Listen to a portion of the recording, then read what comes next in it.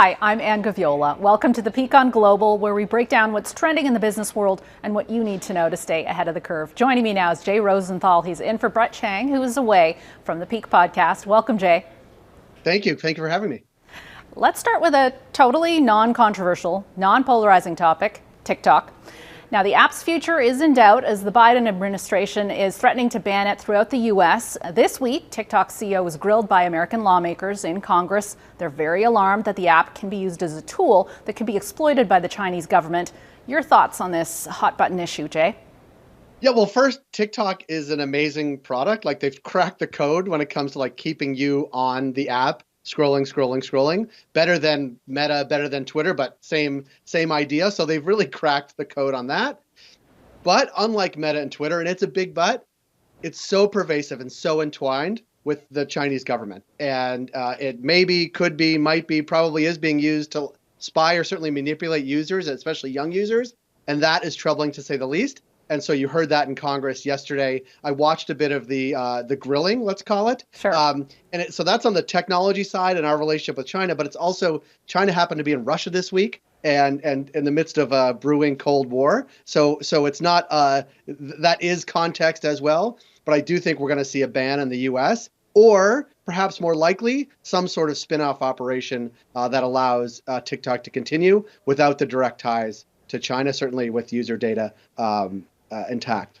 Yeah, could they find a compromise that both the U.S. and China would agree to? I don't know if that's super clear. When you talk about how pervasive this is, it was created to be based on, your own activity and your own interests online, as opposed to many other social media apps, which are based on showing you content based on who you know, which is probably not the best way to go about it. I should say, on the topic of TikTok, a very good friend of mine who runs a multinational business had her security experts examine TikTok, and their recommendation to her was, if she wants to continue to use it, and she says she has to because it's an important marketing platform in terms of how many views you can get, she needs to get a separate phone just to run this app on. So she got a new phone just for TikTok. And one concern I want to talk about here is what I call the bifurcation of TikTok. So it's banned on devices used by federal government workers here in Canada and many other peer countries. I'm hearing worries that these bans won't dissuade young people from continuing to use it. So that's going to create, in my view, an age-specific divide of people who know how to use TikTok, a growing young tech-savvy community, and those who don't. And if you look at the stats, Jay, for Gen Z or Gen Z, as my producer likes me to say, they use TikTok more than Google for search. I'm going to say that again, more than Google for search. And it is their number one portal for getting news. I should ask, are your kids on TikTok, Jay? I have a 13-year-old and try to keep a 13-year-old off TikTok. Good luck to that. So she is on it. And it is concerning both from a screen time perspective, but also what is being served up and how it's being served up and who is running the company, right? So there's lots of questions swirling around it. And I think the easiest answer, we're going to get to regulators saying, let's just ban it. Not that doesn't open up to all kinds of, in the States, First Amendment issues or fair business practices or what China could do to hurt American or North American companies. But I do think it's the one thing in Washington right now, the really one thing that has Democrats or Republicans singing from the same song sheet. They both hate TikTok. So it's gaining steam in D.C. You saw it in the hearing. It didn't matter who was asking the questions. The questions came from the left, the right, and the center, but they were all anti-TikTok. And I think we'll see something actually relatively quickly because there seems to be some momentum around this. And there is bipartisan angst against TikTok. So I think we'll see something really soon. Yeah, will that momentum translate to something meaningful? I would say at the very least, all of this highlights the pressing need to have clear and robust federal data privacy regulation that protects consumer information, both here in Canada and the US. And quite frankly, I don't understand what the powers that be are waiting for. Maybe this is it. Maybe this is the thing that lights the fire. Okay, let's talk about a different kind of fire. Credit Suisse. A lot has happened. The deeply troubled and systemically important bank got a hefty bailout from Swiss authorities, but apparently it wasn't enough. It was bought out by a larger rival, UBS, in order to save it and to save a lot of investors from worrying too much. Think of that arrangement as a bit of a shotgun wedding. But the Swiss central bank says that swift, decisive action prevented a major financial crisis. That confidence crisis was averted, and it was enough for the Swiss central bank to actually hike its key interest rate by 50 basis points this week. What are your thoughts on all of this, Jay?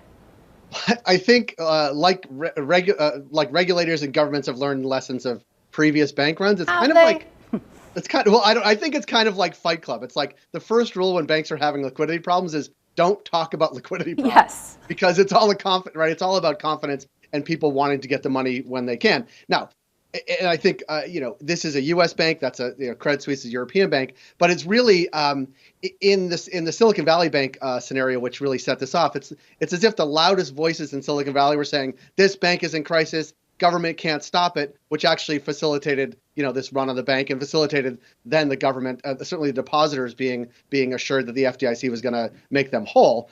Not to say investors will, because they're certainly going to lose their shirt. But I mean, I think it is a bit about chaos creates chaos. And so what they have learned is the sooner you stem it off and the sooner you try to provide confidence that the system is not going to crumble, the better off you are.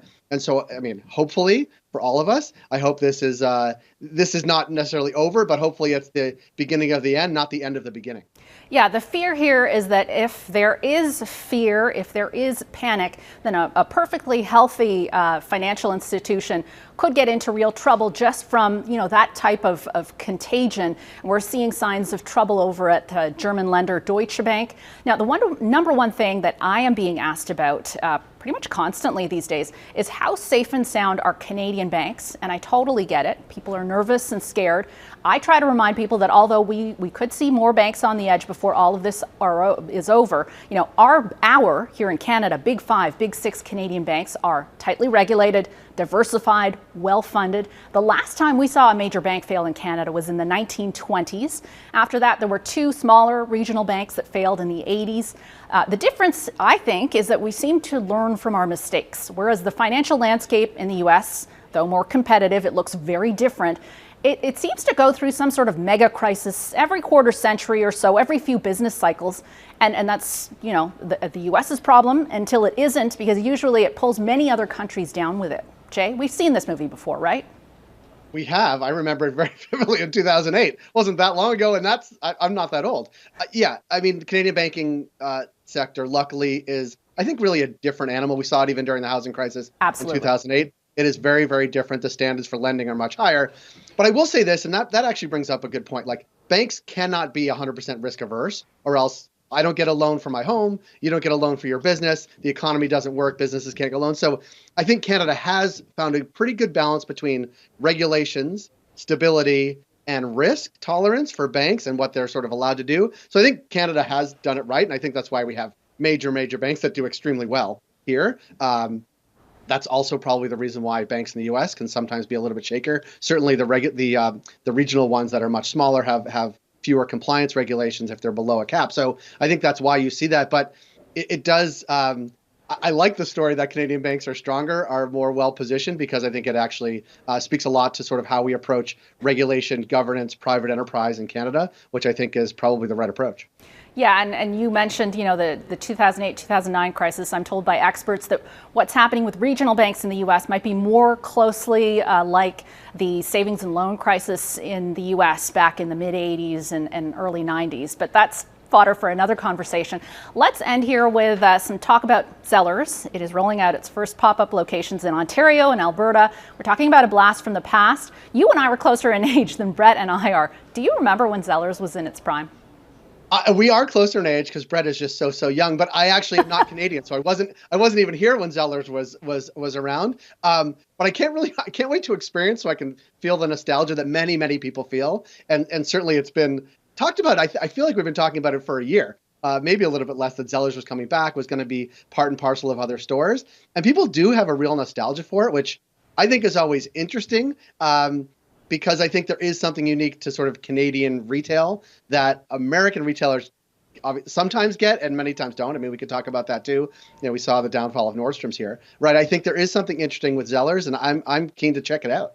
Well, I think there's an opportunity. So here's a key difference in terms of the retail landscape in Canada versus the U.S. We don't have a ton of players in that discount space. So we have Walmart. Maybe we have like Dollarama, Joe Fresh, but just some segments, maybe IKEA. I'd love to know, do you have plans to visit these new Zellers locations, which are located in existing Hudson's Bay stores, or are you going to check it out online? Because their success is going to be dictated a lot by how they figure out the e-commerce piece of it as well. I'm getting in there. I got to see what it's all about. I like to wear my Canadian flag really strongly, and if I can't talk about the Zellers experience even in its new form, I won't be fully formed. So I really am looking forward to it. But I also think it's always interesting to see new or quasi new or refreshed retailers coming back online and back in real life, because I think that speaks to the uniqueness of the Canadian consumer, and I hope it's successful. Yeah, I'm not sure if nostalgia is transferable, but you're certainly getting in on some of the buzz and some of the hype. Thanks so much for your time and your insight, as always. Thank you. And you can get all your daily business news with the Peak Daily Podcast. It is available for free on Apple Podcasts, Spotify, and wherever you find your favorite podcasts.